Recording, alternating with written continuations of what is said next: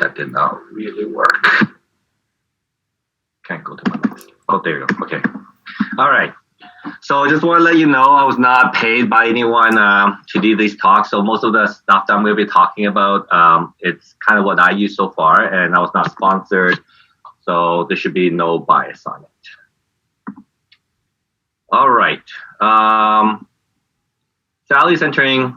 So usually I like to go by kind of a case by case.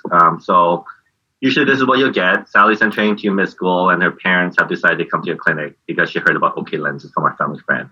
And, just want to learn how it works. So before we do any of those details, just want to explain to you, everyone knows that, all the rays focus in front of the eye and you can see things up close clear, but things far away is blurry.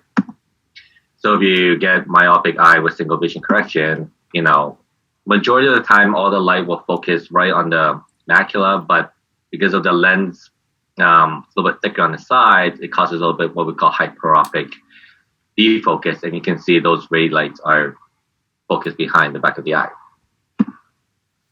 When that happens, it creates something called peripheral hyperopic defocus, and so that sends a signal to the brain, and the brain will send a signal back to the eye to make the eyeball to elongate, and that's something that we don't want.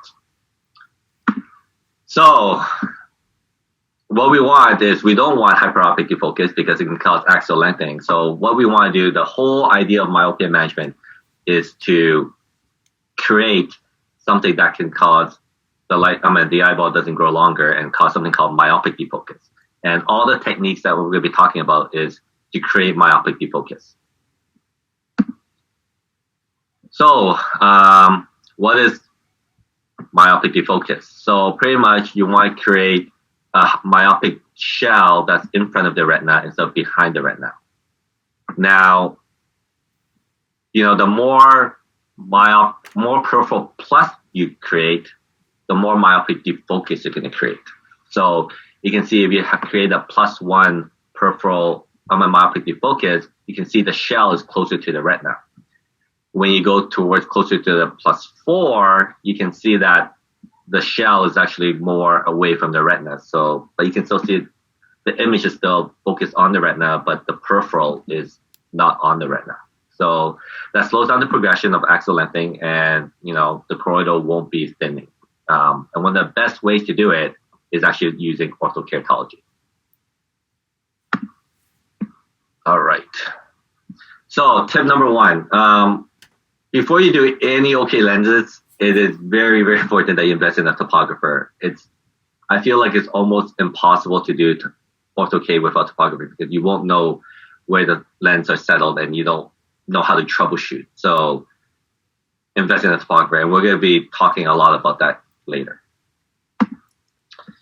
All right, so we're going to talk a little bit about OK lenses. So the history of OK lenses. So there's many different designs. It started with 3 curves, and then it went to 4 curves, and then went to 5 curves.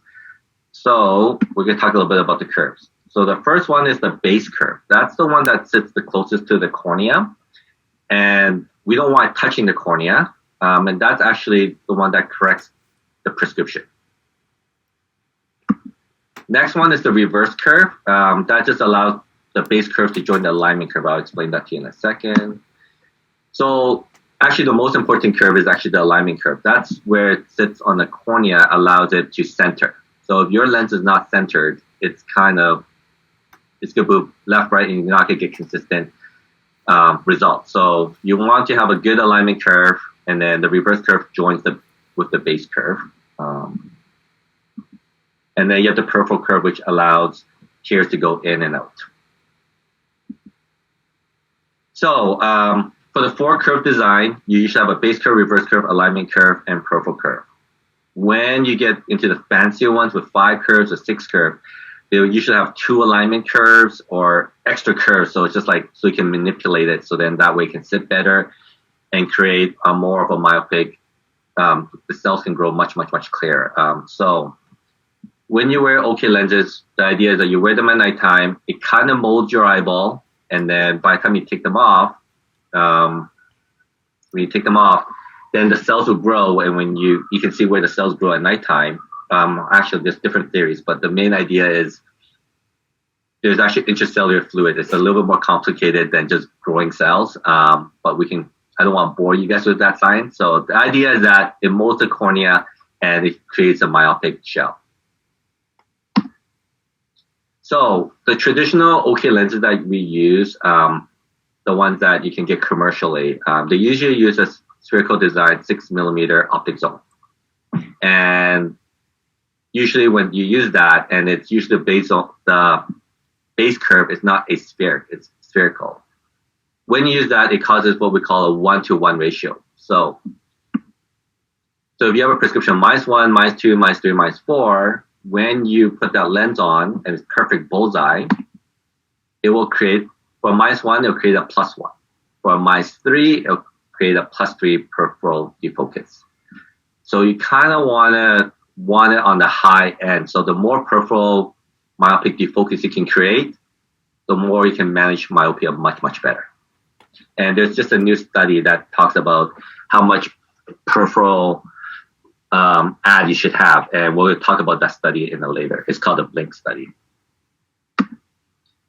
So your question should be, Sherman, what should we do? Like, if I have a person with -2 and I want to create +4, how do I do it if I'm using all the traditional lens? Well, it's kind of hard. And this is where customizing lenses can create that. And who was the first one to kind of figure that out? It was Dr. Eddie Chow from Toronto. So the way that he did it was to make the optic zone a little bit smaller. That helps. And then number 2 is, instead of having a spherical base curve, you create an aspheric base curve. And with those 2 things, you can create a higher plus ad. So if you're someone -2, you can create something like +4, +6 ad. And so that's where you can customize the lenses, and that's kind of the next level of OK lenses. And you can slow down the progression much, much easier. So what Dr. Eddie Chow did in Toronto was, on this side, you can see he used a 6mm base curve.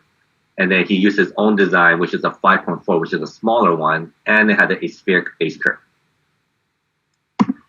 And the results were, if you use a 6mm base curve, you can see that the red is where the eyeball kind of grew. Okay, I'm not going to bore you with that. And when you use the 5.4, the eyeball grew much less. Okay, so what can we determine from that is, by creating a higher peripheral plus ad, you can slow down the progression much, much, much better.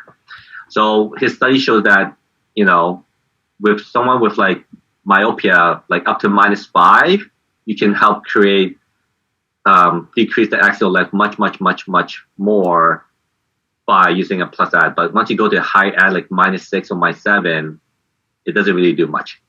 You can use the 1-to-1 ratio. I know this is kind of confusing. So kind of remember that I'll go over a take-home message in a second. So the idea is a smaller optic zone with aspheric base curve will help create more peripheral ad.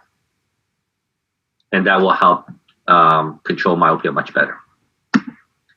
So his results, the grade between someone -1 to -5, and the astigmatism should be less than 75. And it's great for patients that have something called apical astigmatism. If you don't know the difference between apical astigmatism and limbo to limbo astigmatism, here's a picture of it. So apical astigmatism means that most of the astigmatism is actually located in the pupillary zone. So you can cover that up with an OK lens. But with something with limbo to limbo, it spreads over a larger area of the cornea. And if you use a normal spherical lens, the lens will kind of rock and it won't be very, very stable. But we'll talk a little bit more about the limbo to limbo. So all that study that I just talked about, the whole take-home message is, if you use a smaller back optic zone radius and a spheric base curve, you'll create more myopic defocus, and that will help manage myopia much, much, much better. I don't know if I have Q&A or anything. Okay, no open questions so far. Okay. So someone asked, No, I just want to take a little pause here. Someone asked, I don't do Ortho-K, so only have my understanding from years ago at university. I thought the mechanism was molding to create defocus. Can you explain more about growing the cells at the peripheral cornea? That's going to be more detailed, so maybe Elaine, I can send you a message for that. The next one, how do you know how much ad you want? For the ad, the more the better. It really depends on the patient, how much they can. Myopia management is kind of one of those arts. So like if you see the patient that's very young and they're progressing a lot, you probably want to add more ad. But you don't know how much they can tolerate. So it really depends. So just want to make sure that you understand that. So we'll go to the next topic.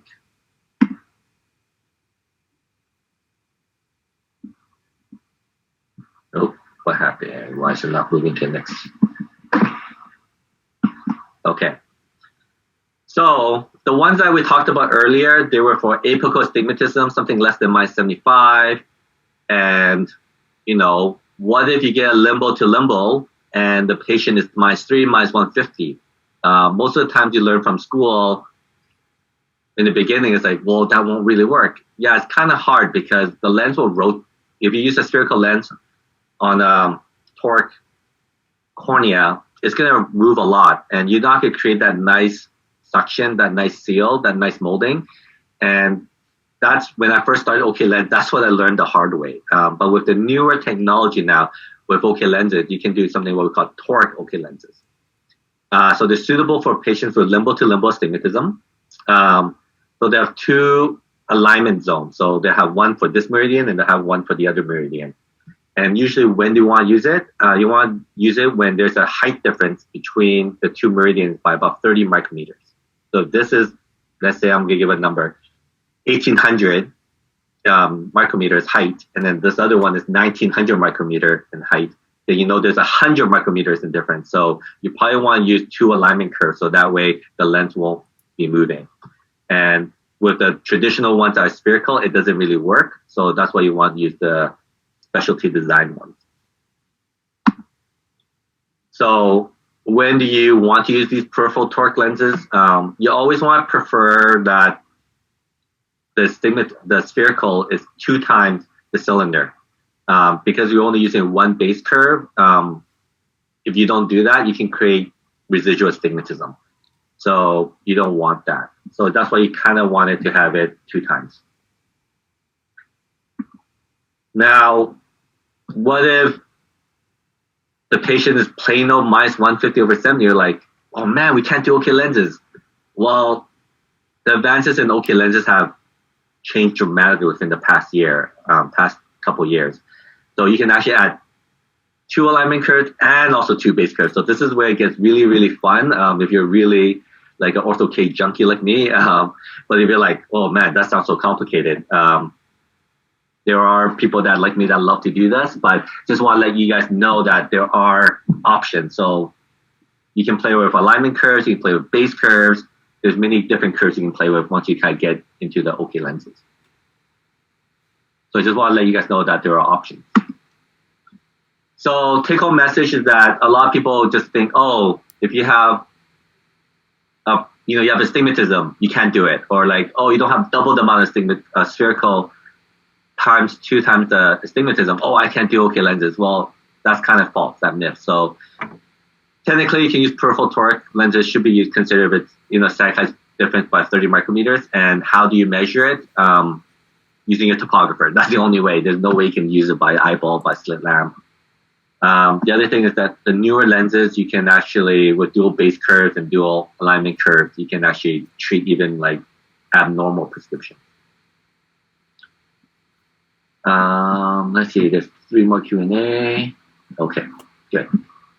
All right, so hopefully those are the take-home message that you guys can gather from that. So that's on OK lenses. So just, want to let you guys know that there's a lot to OK lenses and there's a lot more you can do to it.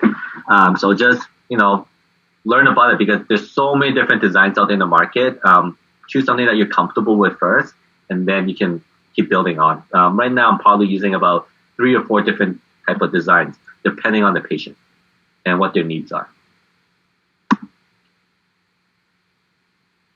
And I'm just going to the next one.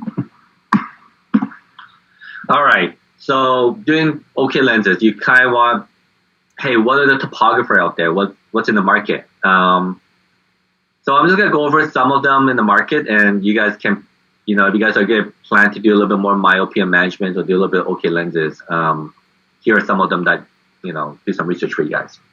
So there's the Oculus Caragraph 5M. So they're great for dry eyes. So you can flip their eyelids, you can look at the meibomian glands. It's a larger, oops, I didn't have a picture there. I thought I had a picture there, sorry.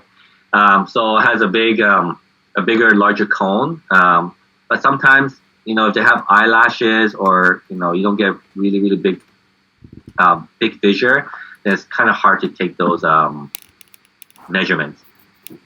Oh, before I do any of topographer, you might want to ask your lab to see which one they prefer, because sometimes if you're like troubleshooting and you're like, oh, I don't know what to do with this case, if you can send a raw file to the lab, they can help you troubleshoot. But if your machine is not compatible with the lab, then it might be a little bit harder, and you have to take screenshots, and it just kind of gets annoying. So you want to make sure you talk to your lab which topographer that they might prefer. The one I use is right now the Medmont E300. It has a smaller cone. It's more accurate in my opinion. I actually use the Oculus Caragraph too, but this is the one I use. It helps map limbus to limbus, and it's easy to send the data back and forth with the lab. So this is the one I use. Then I always want to buy new toys. This new one's coming out is called the Medmont Meridia. So it's similar to the Medmont E300, has all the same toys, but it's better for dry eyes. So it can take fluorescent imaging and video. So the other one I have, I can't do that. Has full view anterior imaging video. So sometimes if you need to send videos of how the lens sit on the eye, this one's a better model for it. And these also allow to take my meibomian gland pictures too. So this is the new one that's going to be coming out.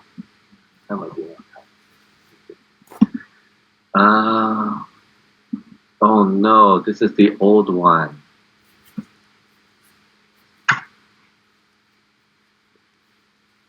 Sorry guys, I thought I updated.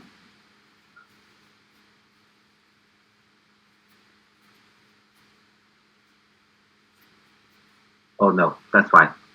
It's actually on my next one slide. Sorry, my bad. All right, so those are topography. Topography, let's see this. All right, there are some questions here. I'm going to answer them later for those. That's fine. All right. All right, so we talked about OK lenses. I'm going to be talking about soft contact lens, drops, and all the other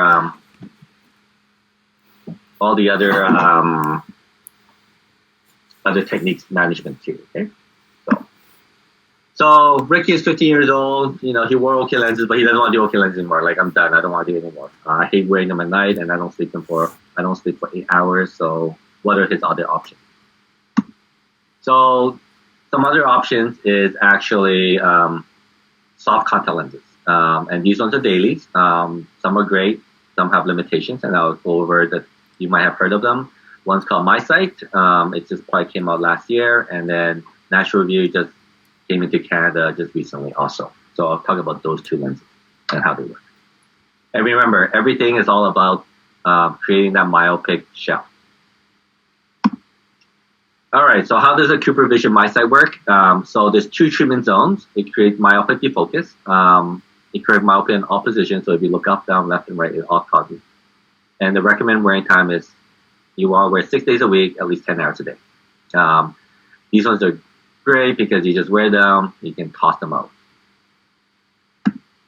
So they did a clinical trial, 3-year randomized clinical trial, and they can show that they can reduce myopia progression by 59% and reduce axial elongation by 52%. Right now, I think MySight's only up to -6,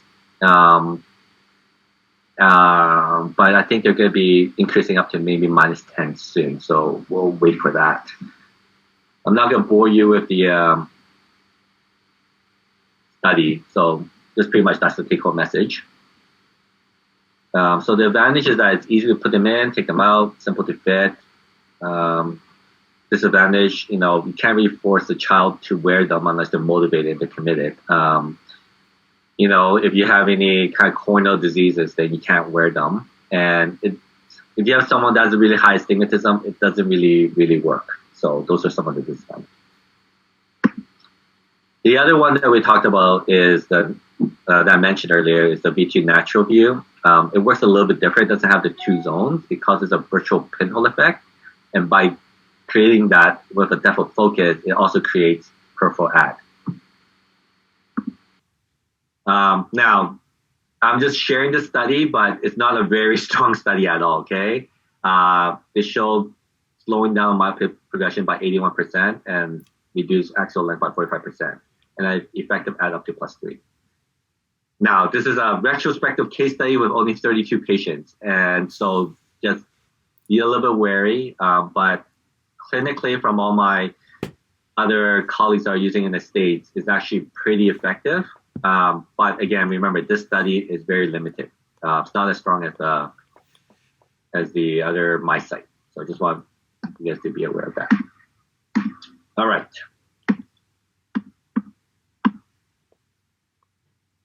Okay.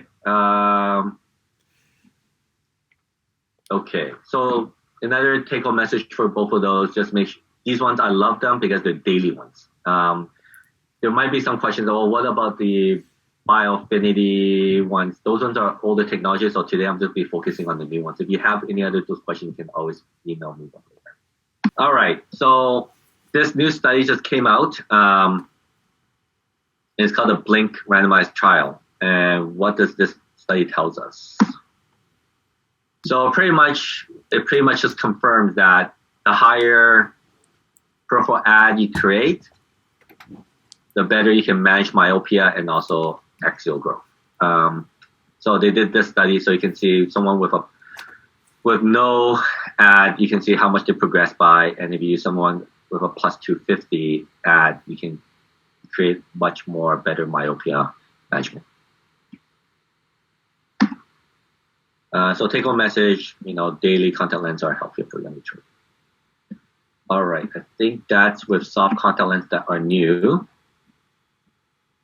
There's actually about axial length. We'll talk about those things later. Yeah, these are all great questions. We're going to be going over all those atropine drops and all that other stuff. All right. All right. So, yeah. So the next one is atropine drop. So you have a 4-year-old, like they're not really responsible. They can't put contact lens on. You can't do OK lenses. But the mom's like, hey, what are my options? And we're going to talk a little bit about atropine drops. I'm going to make it very, very basic. I'm not going to go into the details. All you need to know before I get started is that there's 2 big studies. One's called ATOM study and one's called LAMP study. And we'll go over all that right now. So when they first started the ATOM study, they were like, hey, let's use some atropine. And they used 0.5%, 0.1, 0.1, and 0.001%. And they're like, you know what? We're going to probably use 0.5 and 0.1. And 0.01 is kind of like a control that probably won't work. They did phase 1, they did phase 2, phase 3. All you really know is like they just found out that 0.01 actually worked. They're like, what? That shouldn't happen. And they also found out that when they did all the washout period, they found out that 0.01% had the least amount of rebound effect. And so they're like, 0.01 is what we're going to use now. And that was the exciting part. So that's ATOM 1. And then ATOM 2, they pretty much like, well, let's do more washout and stuff like that. And that's when they found out that, using 0.01 was the most effective over 3 years. Because sometimes when you do a washout, you get a rebound effect. So with 0.01, if you constantly just kind of use it, even with a washout, you get the least amount of myopia progression, and it actually controlled it pretty well. That's pretty much what the ATOM study told us.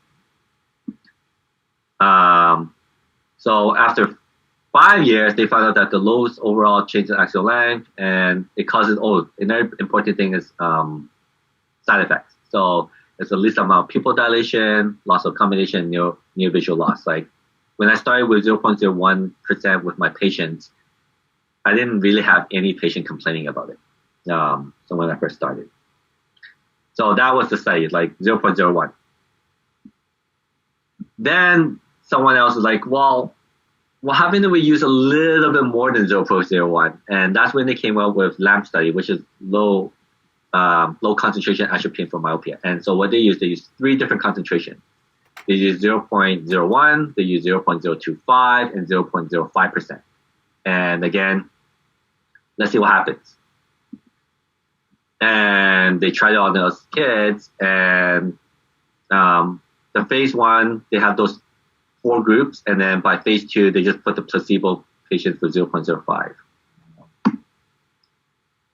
So at the end of all this one that just came out recently in January, they found out that 0.05 dose was actually better than 0.01%. And the side effects is actually very, very minimal. It actually also shows that there's a 2-time reduction in mean spherical equivalent progression compared to 0.01. So they're like, whoa, this is actually pretty awesome. You can use 0.05, you have a better efficacy than 0.01%, and there's actually not that much adverse effects. I've been using 0.05 for almost like more than 6 months. There are some patients that do experience some, light sensitivity. So just because this study says that, it's still very important that you follow up with your patients to make sure you address their side effects. So advantage of atropine, it doesn't require spectacles or contact lenses, can administer at nighttime. It usually doesn't interfere with daytime activities. Disadvantage is off-label use with known but low risk, and it's less effective than OK lenses and soft contact lens. So the myopia control or management is only about 50%. So the take-home message is you might want to start being a little bit more aggressive, and you may start patients with 0.05% contraindication, no contraindication. So, you still have to do all the due diligence, all of that. So here are some tips. Make sure you have parents sign a consent form for off-label use of atropine for myopia management. It is very, very important because it is off-label use. Also, the next question you usually get from your parents is, oh, where do I get them from? You can't get it from like your London Drugs or your Shoppers Drug Mart. You have to go to a compounding pharmacy. So call them up, ask them how did they create it? How long can they store it for? Do they have to put in the refrigerator? Do they not have to, because each pharmacy compounds it differently? All right. So hopefully, okay. Okay. And then for the atropine 0.05%, it's just every single night, just once a night. Okay. All right. All right. Now, Emily parents are like, well, I don't want to use atropine drops. They're not safe. I don't want to take that risk. Now, what are my other options? You might have known that there might be some single vision lenses from before. Those ones had limited efficacy, so it didn't really work as well. So these new 2 ones are a little bit more promising, and we're going to talk a little bit about these ones. So single vision lenses. So I've been following this lens for a long, long, long time in the Asian market, and I was like waiting when it will come to the North American market. So it's finally arrived. So again, remember, all of these myopia management is to create a myopic defocus. Okay, everything is about that whole myopic defocus. So how these lenses work is there's a central zone with corrected refractive error, and then these have these honeycomb designs that causes myopic defocus by plus 350 diopters. So you can actually see through those honeycombs, and it's very effective for children under minus 5 diopters and astigmatism less than minus 150.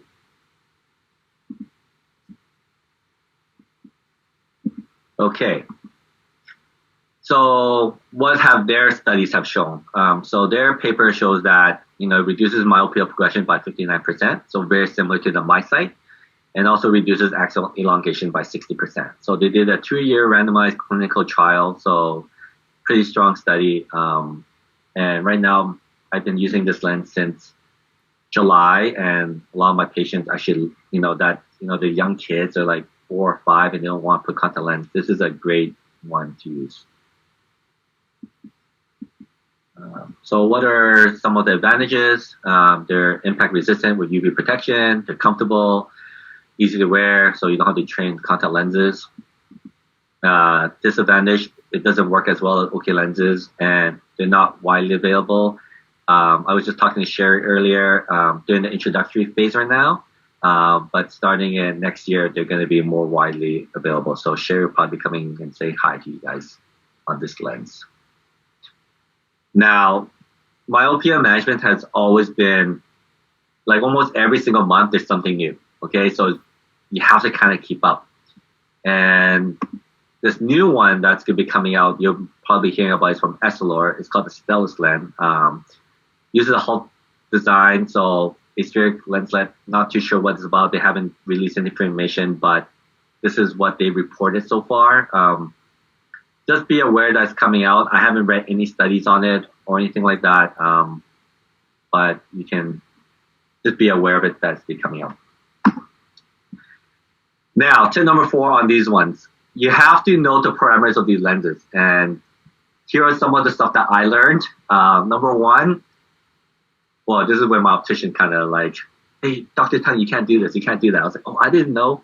So here are some tips. Number 1, the frame cannot be really, really, really big. There has to be a certain ED size. So if it's too big, it won't work. The other thing that you want to know is that it doesn't go over -6 or 650, because you have to know those limitations. So I thought like, oh, if I go somewhere -550, -300, then it'll work. But it doesn't. So you have to look at all the parameters, and Sherry will kind of talk to you a little bit more about that.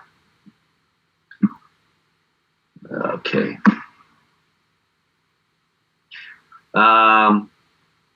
Yeah, I'm going to talk about, I'll probably answer all the question and answer at the end. Okay. So someone asked, okay, so hopefully you understand. So what have we covered so far? We talked about OK lenses, all the new designs. We talked about the daily soft contact lenses.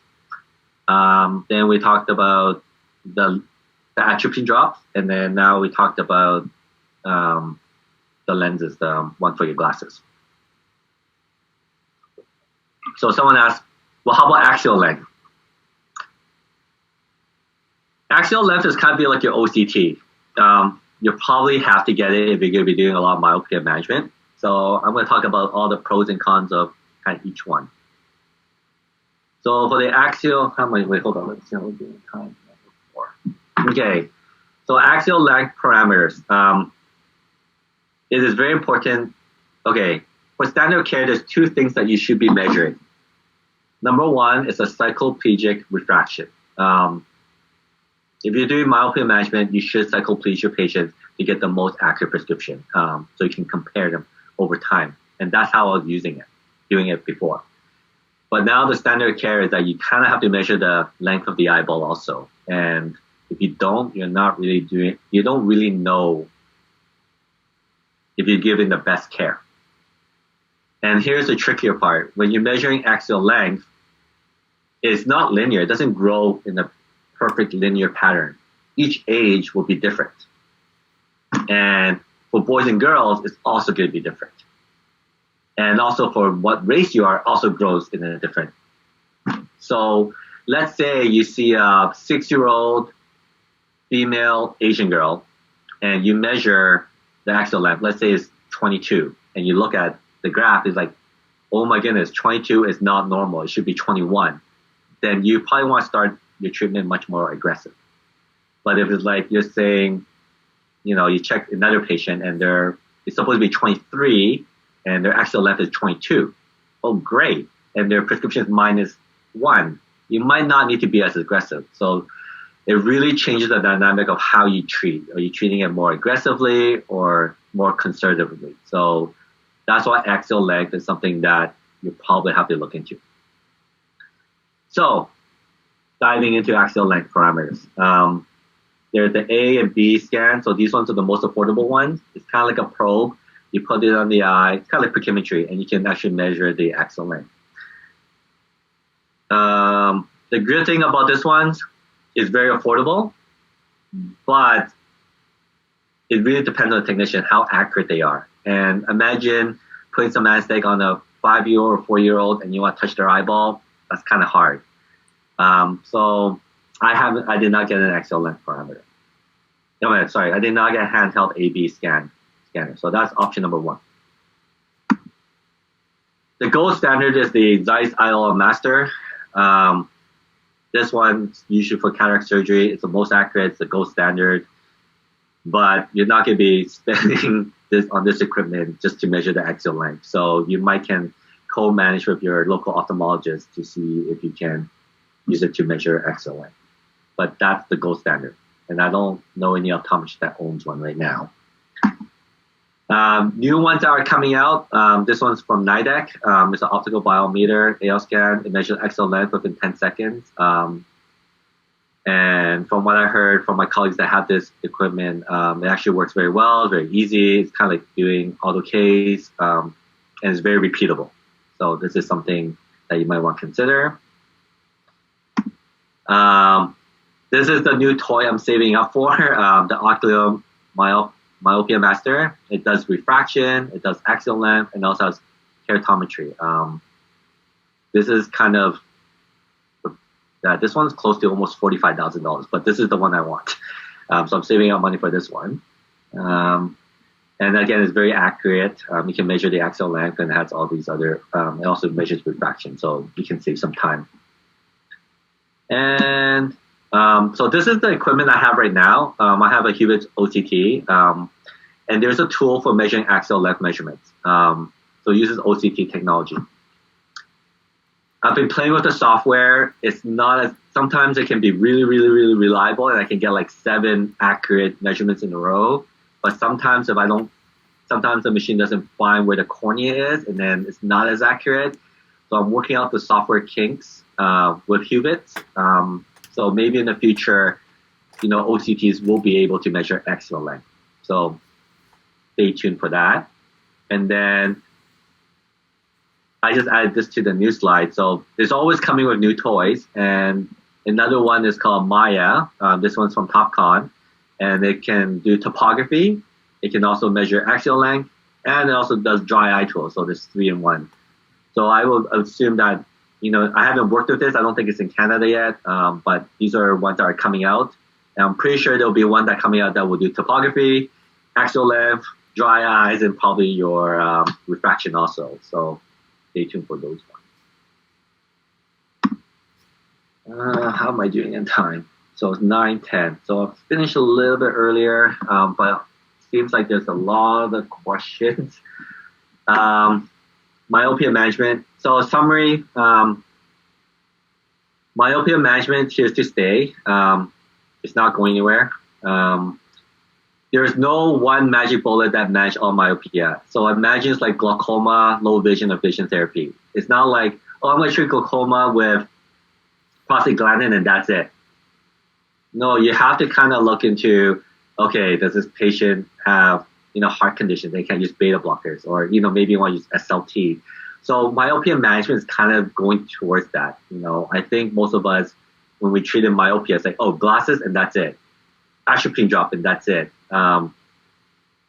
It's going to be, like, I talked about all those 4 different methods. There could be more coming down the pipeline. There's going to be at least 10 or 12. And you just kind of have to keep up if you want to do myopia management. So same with low vision. There's not, there's one magnifier is going to work. Or vision therapy, you have CI, you just do pencil push-up and that's going to work. It's not going to be like that. You have to look at it globally, look at their axial length, and tailor a treatment plan for them. And in the future, there's going to be more and more new studies. It'll give you more and more tools.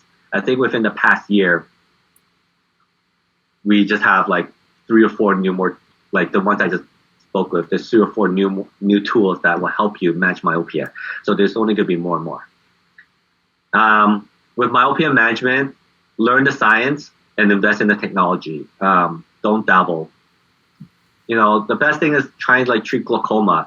You're not just going to use an NCT, measure the pressure, and look at the nerve, and just judge by those 2 things and treat glaucoma. You probably want to get minimally, you want to get a visual field. You probably want to do gonioscopy. You probably want to do golden tonometry. So if you want to do myopia management, you kind of want to invest in like the basics. So if you want to do OK lenses, make sure you buy a topographer. If this is something you want to really do, make sure that you do axial length, or find someone that you can co-manage to do axial length. So yeah, learn the science and invest in the technology. If you're not comfortable, I don't do low vision. I don't do vision therapy. I don't know how to do it. But if you're uncomfortable, find a local optometrist in your area and co-manage with them to provide the best care. There's a lot of patients that come in and get a second opinion because their optometrist didn't talk about myopia. They're like, oh, my doctor didn't talk about myopia control. What should I do? They come in and then they get their exams, and then I'll tell them this is our methods. It's like, well, thank you. And then I want to send them back to their optometrist for their overall health. It's like, oh, I don't want to go back there. They never talked about that. And then you lose a patient. So it's better if you do co-management. So I have lots of optometrists that will refer patients to me. I was like, well, great, Dr. Smith or Dr. Wong referred you. They really care about your eyes. Here we are, we do all this, and then I will refer back to them. And the patient's usually more, wow, I have the best team now, and this co-management really, really works. And that's how I work. So imagine it's just a cataract surgery. You send it to your ophthalmologist, do your cataract surgery, and then it usually comes back. And you want to build that relationship within your local optometrist that does it. So that's kind of the end of my presentation. I didn't expect it to finish that quickly, but I'll go over some of these questions. All right. So the first question that I have is from Jonathan. How much do practitioners charge for Ortho-K in the Vancouver area? So technically, we're not supposed to talk about any pricing. Then we'll be doing collusions. But most practitioners, they do it differently. Sometimes you can do a package where how I do it is I charge a package, and until they're 18, but they have to pay for their lenses and stuff like that and parents like that. Sometimes what you can do is you can charge a lesser package. This is your 1-year package, and then after that, every subsequent year you charge them extra. So there's many different methods. There's a YouTube video on AAOMC that will talk about fees and how much they charge. So you can listen to those YouTube videos. So again, AAOMC on YouTube. And I'm not going to be talking about how much they charge. Okay. The next question is, do you absolutely need an axial length measuring device to do myopia control? My clinic's rural. Oh, what happened to that question? Yeah. My clinic is rural, so I'm wondering if doing myopia control with axial length is sufficient. Thanks. If you're in the rural area and you don't have that, doing some sort of myopia control is better than nothing. But if sometimes your patients will travel to Vancouver or to a bigger city and they can do it, it might not be a bad idea. They can book an appointment with that doctor to get the axial length measured. You can co-manage with that. It's always better to kind of have a baseline. It's kind of like your visual fields. You kind of want a baseline so you can compare it for future use. Next one. Can you combine therapies such as atropine plus contacts or spectacles? Are they additive? That's a good question. I have some of my patients. So usually I start patients with contacts or spectacles first. And if it's still progressing, then I'll add in atropine. I do that a lot. Well, not to do a lot. I do a lot for the patients that are progressing a lot. So most of my OK lenses patients are pretty stable. but you can add them. Now you're gonna ask the next question. You probably ask, well, how effective is it? Like, this is 50%, this is 50%. You add them together, is it 100%? No, it won't be 100%. They're doing lots of studies doing that. There is one study called BAM that they're working on, but yeah, you can combine therapies. And there'll be more studies showing combined therapies coming soon. All right. What is your experience with these lenses in terms of patient tolerating the blur of my sight? I tried with one child and they didn't see well enough. Well, again, number one, you want to make sure that you have the most accurate prescription. So you should do a cycloplegic refraction. If you don't have the most accurate one, then it's kind of hard to do that. The second one is you might want to do an over refraction to see how well they do. Now, not all might. Okay, it really depends. If you have a patient with a little bit of residual astigmatism, they're not going to be really seeing 20/20. So maybe they see 20/25. That's okay with me. Another reason why patients wearing my set, they're like, oh, it's blurred, is because sometimes when they read, they like to use the peripheral add part, and they're preventing them to use. When they use the myopic defocus peripheral blur, they're like, well, I can't really read, so it takes them longer to read. Usually I just tell them that's normal, and I just tell them to power through it for at least 2 or 3 weeks before I even change the treatment for my sight. So that's what I do. I mean, the main thing I tell is about patient education, right? You tell them, you might be experiencing some blur. It's not going to be 100% vision compared to your other contact lenses. And usually the patients will understand that. Just kind of explain to them what potential, side effects that they might be experiencing, and they're usually more accepting to those blur. Okay. Next one. Provided the patient fits the parameters for both lenses, do you select the MiSight or the natural view? I mean, it really depends on your patient. You can try both of them. I tried some patients with MiSight, and the parameters not there, so that's why I use the natural view, because natural view can go up to -10, so you can use -7 or -8. With the natural view, one of the disadvantages of it, because of that whole pinhole effect, is actually not every single patient can tolerate it, because it uses a neural feedback, and it's like kind of they call it like a neural lens. And so, again, that's why you do a fitting. If you really want, you can let them try both of them, take them home, and then let them try it and see which one they prefer. But at the end of the day, it's all about creating a myopic defocus, and both MiSight and natural view does create that. I already answered this one. How many times per day do you use the atropine drop? Usually just at nighttime. Next one. What exam fees do you charge for myopia control? Are you measuring axial length?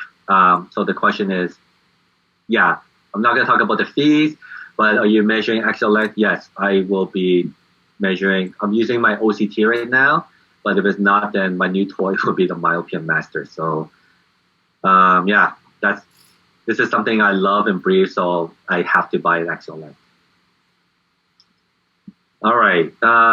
Do you prefer weekend or daily atropine? I prefer daily atropine, just because it works much better. And if you just do, and I'm not sure, if I'm starting a patient on atropine drop, that means I probably want to be pretty aggressive in managing their myopia. So I'll probably just do daily atropine drops. Wow, there's a lot of questions here. Up to what age would you continue using atropine? Lots of studies are on early ages. Is there a good study for mid-teens?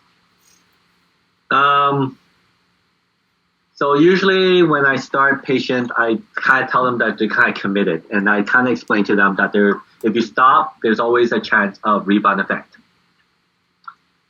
So having said that, if you kind of have this patient, you've been on atropine drops for, I don't know, 7 years, and they haven't really increased their prescription, and that's another great thing. This is why you want to measure axial length. And if axial length hasn't increased, then you can maybe stop, them on atropine drops. And if they do progress, then you can restart it. So hopefully that will answer your questions for that. Any special dispensing measurement consideration for MyoSmart? So, yes. So again, I talked to you about earlier. There's Sherry will. I'm not sure if Sherry can talk or not. So there are for those lenses, you have to make sure their lens. Make sure that their length. Sorry, having a brain fart. The frame cannot be too big, and number 2 is there's a parameter, so you can't use too much sill, and there's also a spherical equivalent of how high you can go up to. All right. Next one. How does a Hoya lens compare to Zeiss MyoVision lenses? I don't use the MyoVision lenses because just from they have their studies that show that it works, but clinically and also within the community of myopia management doctors, we don't find it very, very effective. So I don't really use it, and there's no study that shows comparison between the Hoya lens and the Zeiss MyoVision lens. So yeah, so hopefully that answers your question. Do I co-manage, and do I do routine adult eye exams? So right now at my office, I do a lot of co-manage with doctors. So it's kind of like cataract surgery. So you just send patients to me with a referral, and then we book them in. I do the consult. For the consult, I don't charge anything for the consult. I just give them all their options. And then I give you a letter back saying, these are the ones that I discussed with the patient and what they're good for. And if they do decide to go with the treatment, then I will do the treatment, and I will make sure when their last exam was with you. And then by the time I will probably see them like a month before they come see you, I'll give you an update of what happened, and then I send it back to you. So by the time when you're in your chair, whoa, Dr. Tung did Ortho-K or Dr. Tung did this. So then you'll feel, if I start the treatment, I will let you know what treatment I start. And then at the 1 year mark, when they come back for your full exam, I also give you another report just to let you know what I've done and what the results are. And when you're doing the prescription, you should know what to expect. Oh, one thing I do want to mention about all the refraction and OK lenses. So we talked about the OK lenses. You know how when we want to create a smaller optical zone.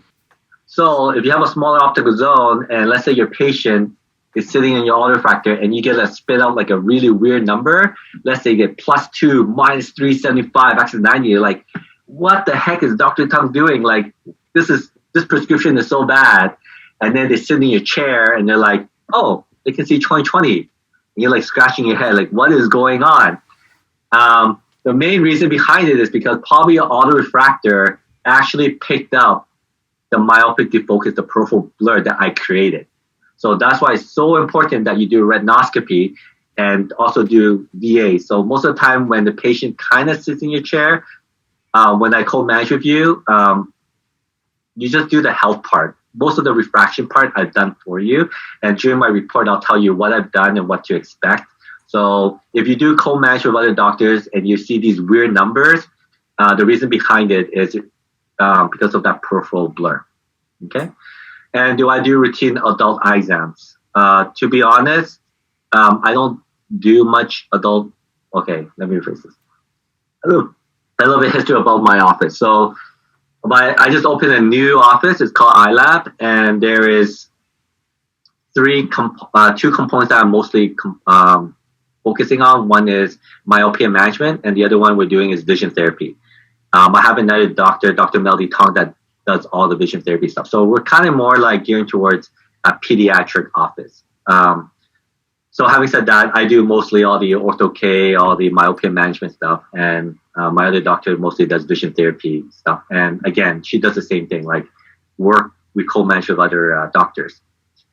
I do all my past patients I've seen. I continue doing the routine adult eye exams, but new ones I usually don't see them anymore. But I do have an associate called Dr. Xiao, and she helps me with new patients.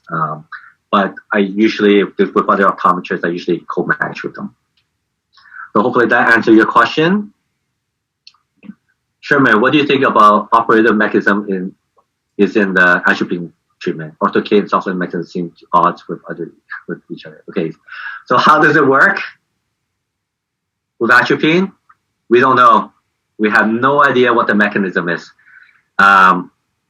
So they're still figuring it out. Maybe it relaxes the muscles. Maybe, we have no idea how it works.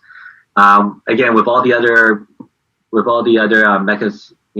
mechanism is just using the peripheral blur and the myopic defocus. So yeah, so that's why maybe those two treatments will kind of work, but we don't really know for that one.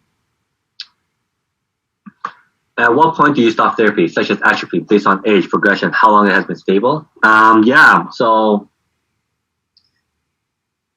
So maybe I stopped. I have like maybe 3 patients this year that I just kind of ended. They were 19, 20. I started them on OK lenses, and they haven't progressed at all. And I was able to measure their axial length last year and compare to this year. There was no change, exactly the same. They kind of did 20. They don't want to keep wearing OK lenses. So yeah, I stopped them on OK lenses, and their prescription is actually the same. And then once the cornea is healed, then one of the things that they want to do was laser eyes treatment, and they did PRK. So I'm okay with that. And there's no study shows it, but there might, you're creating that kind of peripheral blur, also flattening the retina. So maybe PRK and LASIK might be also have some sort of myopia treatment, but we don't know yet. So for someone that's like 19 or 20, usually that's when I feel comfortable, stopping their treatments. And for atropine, again, if you can measure their axial length and their cycloplegia refraction is kind of stable, and usually I don't just stop right away. I just kind of plant the seed to the parents, like, hey, it's pretty stable, everything's good. Your child's like 15, 16. I don't think there's gonna be much more change. Maybe you want to think about that. Maybe we can stop atropine if you're comfortable with it. Sometimes the parents are like, no, this is working. My kid is still spending like 12 hours in front of the computer. I don't want to. But at least you plant the seed. That's usually what I do. The next question, any long-term side effects of using atropine for many years?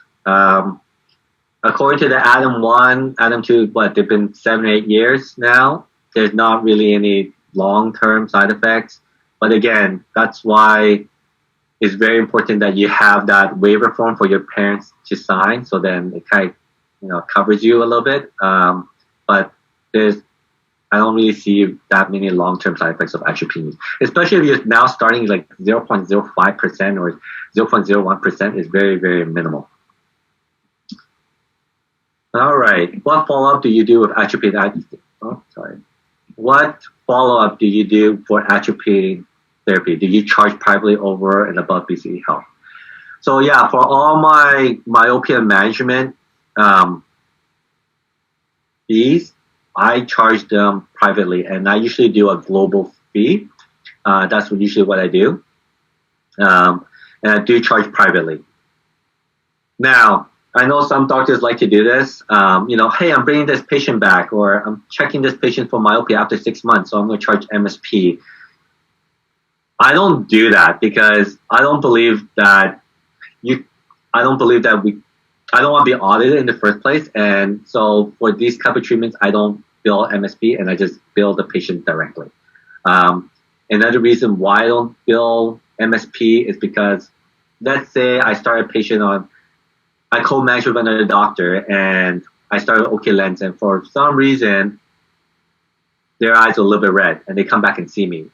well, if I bill MSP and they need to go back to see the original doctor, I already bill MSP minor, and the doctor might want to bill something else, and they get rejected. They're gonna be mad at me. So that's why I don't bill any MSP minor. If so, I just part of my global fee. Next one. How frequently do you need to measure axial length? How often do you need to do cycloplegia refraction, and is 0.5% tropicamide sufficient? So how frequently? So axial length, I like to do it every 6 months. Well, it really depends. If you start noticing that they're like progressing a lot, then you might want to do it a little bit more frequently. But usually I do 6 months. If they're not, then maybe 1 year. And then for how to do cycloplegic refraction, I usually just do it once a year. Is 0.5% tropicamide sufficient? No, that's not enough. So usually this is what all the other doctors like to do. Either use like, cyclogel, or you can use 2 drops of tropicamide 1%. Okay?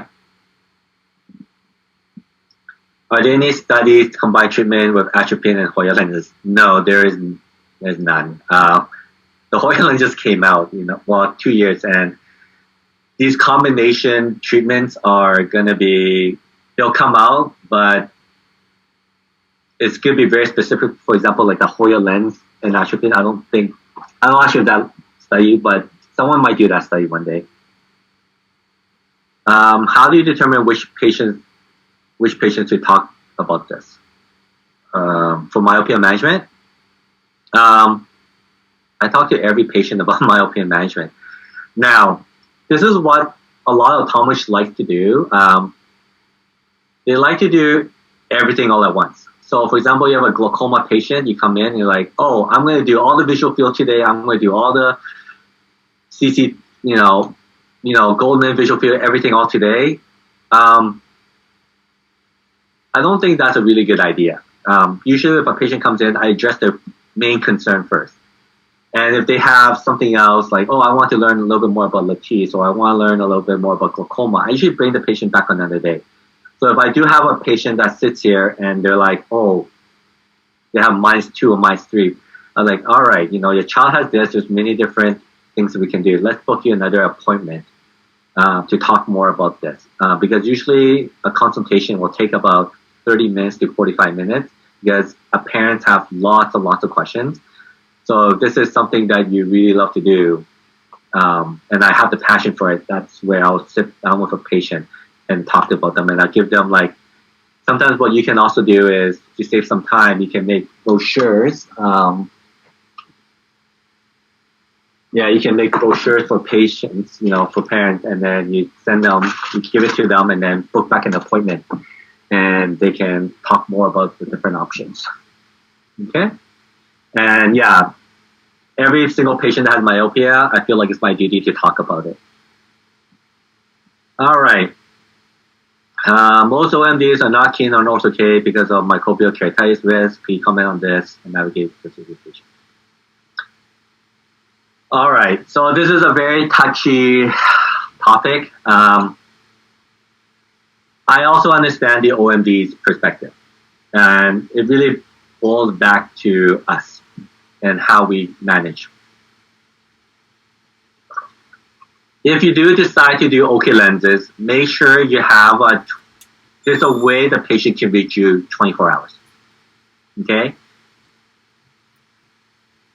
The reason behind it is if your patient is wearing these lenses and they do, let's say, they don't feel comfortable or they have some redness, they should be able to reach you instead of going to the emergency ER. So if I am a pediatric ophthalmologist and I'm in the ER on a Saturday and Sunday, and I see 3 of these OK lens patients, and I see a corneal abrasion, or I see a scratch, or I see something like that, they're going to be super duper annoyed, and they're going to be like, you know what? OK lenses are bad. You're going to go blind, so don't wear it. And then you have to it causes a bad stigma for, optometrists. So I understand where they're coming from, and OMDs is a very small knit group, and they're probably all going to share the same philosophy. So the best way to do it is make sure you educate your patients. Hey, I'm starting on the OK lenses. I want to make sure that, well, when I see them back, one day, one night, 1 week, 1 month, and every 3 months. And then when I feel comfortable, then I'll see them every 6 months. And I never wait longer. And I give them my email, and I check my email almost like every hour. And if they have a problem, I bring them back to my office and I'll take a look at it.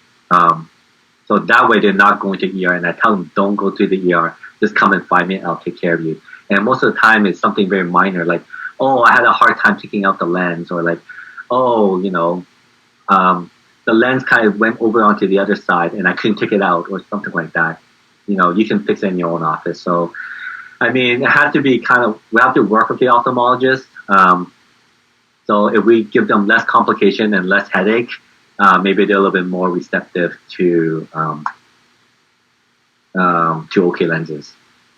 So that's how I navigate. Another one I just want to add on is, I have this a lot. You have a patient that sees an ophthalmologist, they come in, they're like, I've been seeing my ophthalmologist and they're on 0.01% atropine drop and it's still progressing higher and higher and higher. And I want to see both the, pediatric OMD, and I also want to see you also, what should I do?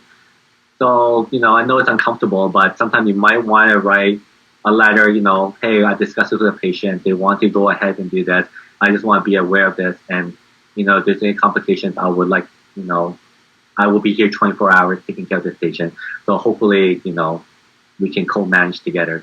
They might not respond to you, but at least you kind of reach out to them first and let them know what you're doing. All right. Next one is, when do you stop therapy? Age, Ortho-K, and others. Does it stay stable? Again, you want to stop therapy is when they kind of stay. So again, that's why axial length is going to be the answer for most of these questions. Like if they're kind of stable, over time, you can slow down or stop it. But again, it's really hard to just judge it by prescription. All right, next question. Can you share any lower mainland pharmacy that will compound 0.05% atropine? In the lower mainland, there's McDonald Pharmacy and there is Integrative Pharmacy.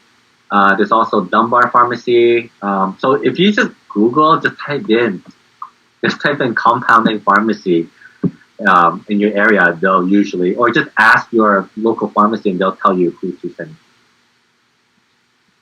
Next question.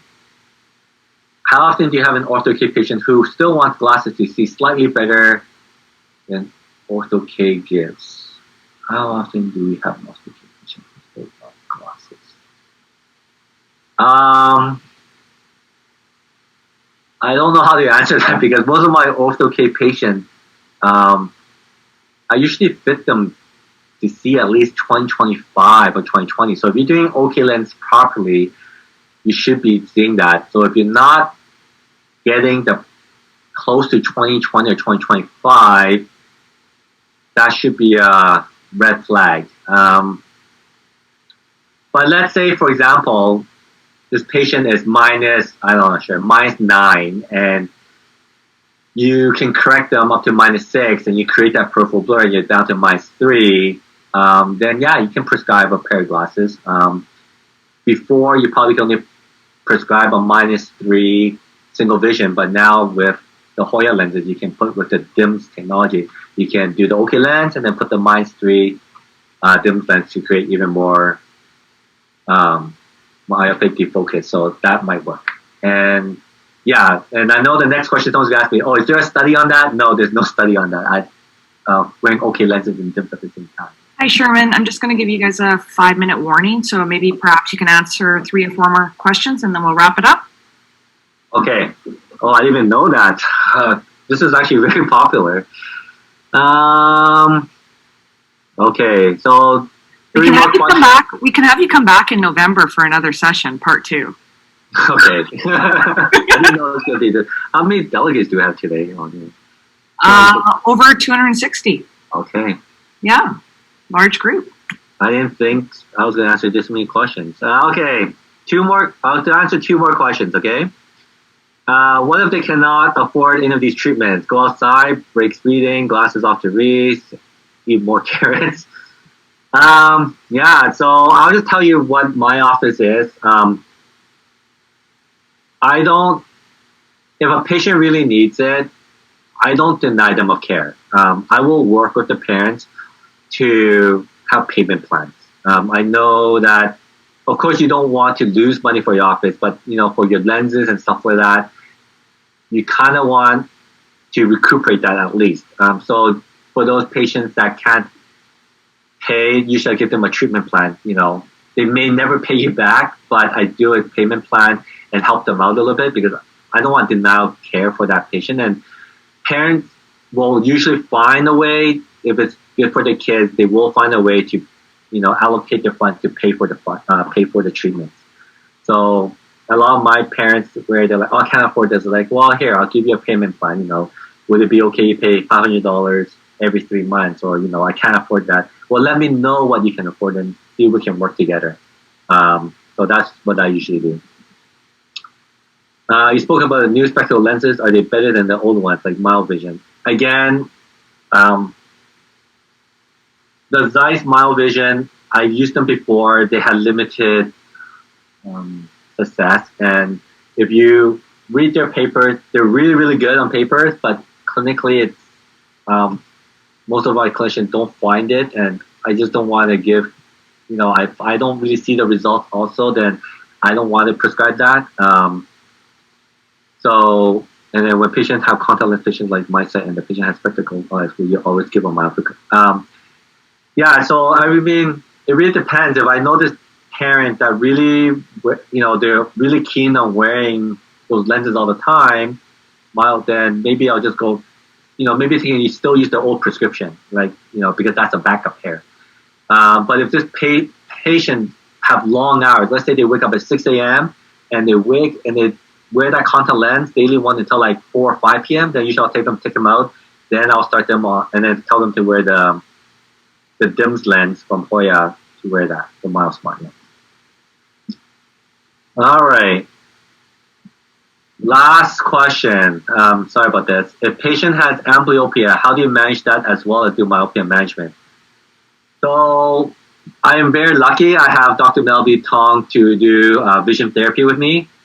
So usually we'll discuss it's case by case scenario. So me and Dr. Melody will talk about it. It's like, all right, should we treat the amblyopia first, or should we do it? Or most of the time we do it together at the same time. So maybe we might want to work with, a MiSight lens together because they need a little bit more plus, and then maybe they'll start working on maybe they have also ocular motor movements that needs to be improvement too. So we will talk about a plan, and each case is very, very different. So this is the one thing that I love about my new clinic is that I can do both at the same time. And I won't say all, but I would say about 5 to 10% of my patients have a vision therapy problem and also a myopia management problem. And this is where me and her work together and create a plan, and we talk to the patient about that, and they're usually very appreciative of that. All right, Priya, I think those are all the questions that we have that I'm going to answer. The other ones, I'll probably just type them out for the attendees.